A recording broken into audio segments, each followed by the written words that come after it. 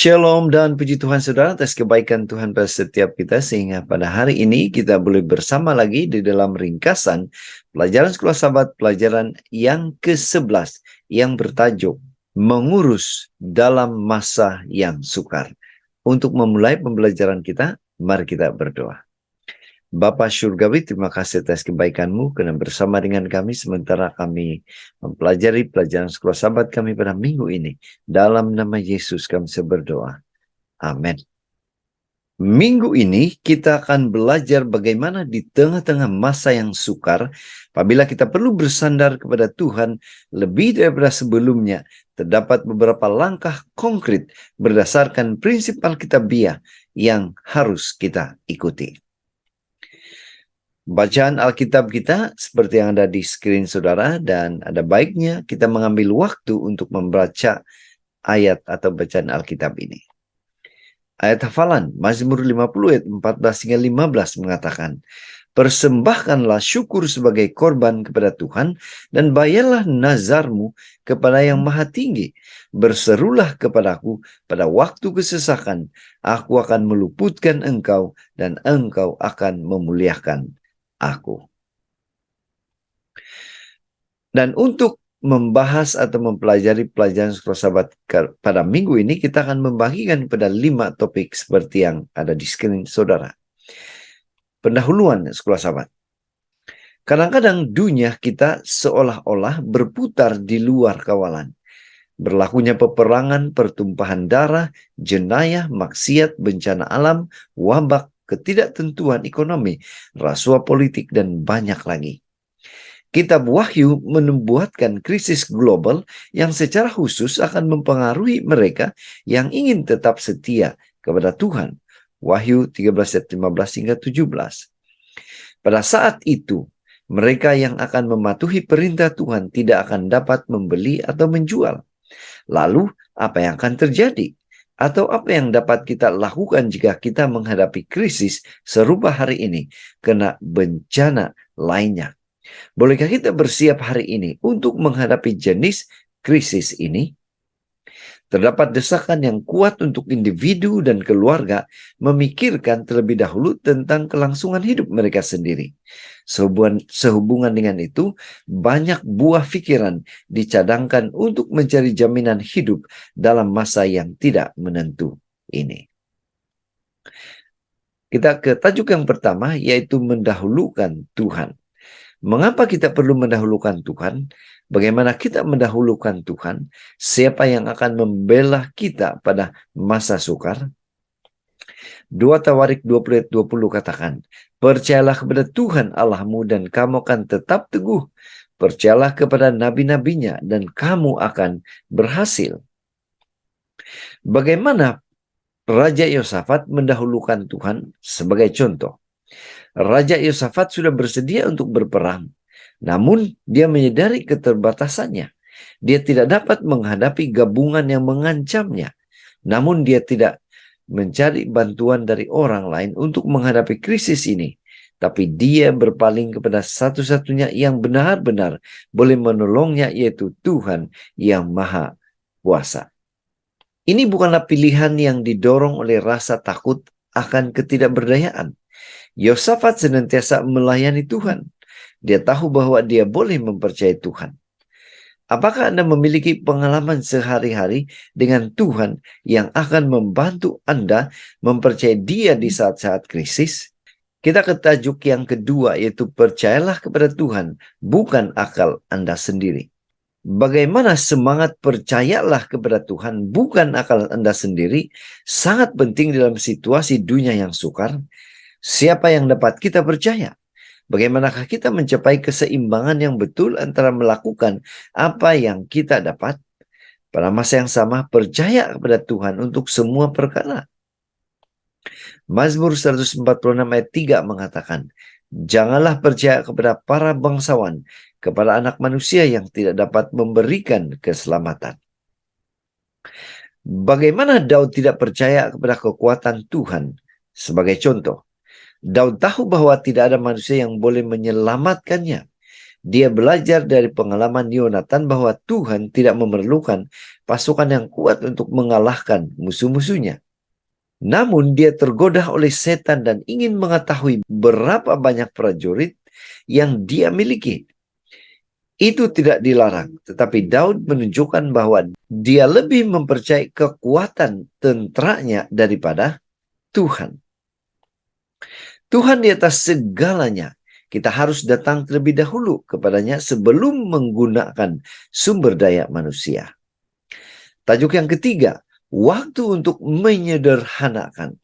Yang menjadi pertanyaan, bagaimana kita boleh hidup sederhana dalam hal harta atau uang? Apa yang dapat kita simpan? Apa yang perlu kita kembalikan kepada Tuhan? 2 Petrus 3:11 katakan, jadi jika segala sesuatu ini akan hancur secara demikian, betapa suci dan salehnya kamu harus hidup. Apa yang akan kita boleh simpan pada saat Yesus datang kembali?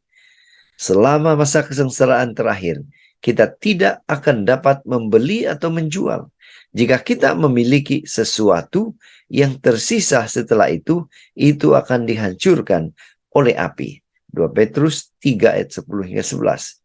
Jadi, perlukah kita membuang semua yang kita miliki sekarang ini karena kita tidak akan dapat menyimpannya? Tidak jawabannya. Kecuali Roh Kudus dengan jelas menyuruh kita melakukannya. Kita adalah penata layanan dari segala sesuatu yang Tuhan telah berikan kepada kita sampai Yesus datang kembali. Kita harus mengurusnya dengan bijak dan setia.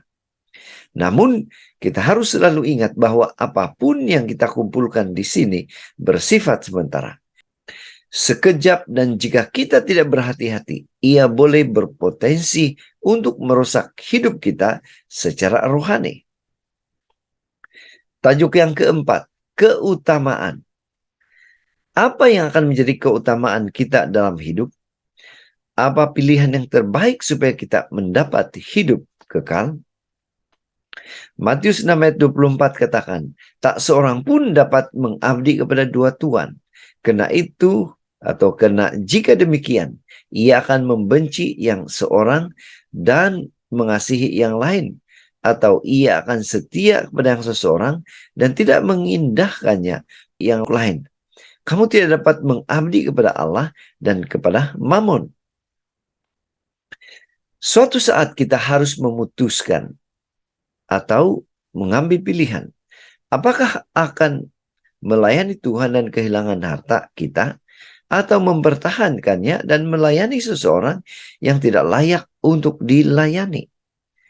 Keputusan kita pada saat itu akan bergantung kepada pilihan yang kita buat hari ini. Matius 6 ayat 24. Rasul Yohanes berkata, janganlah kamu mengasihi dunia dan apa yang ada di dalamnya. Apa yang buruk di dunia yang menjauhkan kita dari Tuhan? 1 Yohanes 2 ayat 16. Filipi 2 ayat 12 katakan adalah nasihat yang baik untuk menetapkan keutamaan yang benar. Kerjakan keselamatanmu dengan takut dan gentar. Masa depan kekal kita bergantung padanya. Tajuk yang kelima, yaitu apabila seseorang pun tidak dapat menjual atau membeli. Bagaimana kita boleh bersiap untuk masa yang sukar? Apabila tidak boleh membeli dan menjual, apa yang perlu kita buat?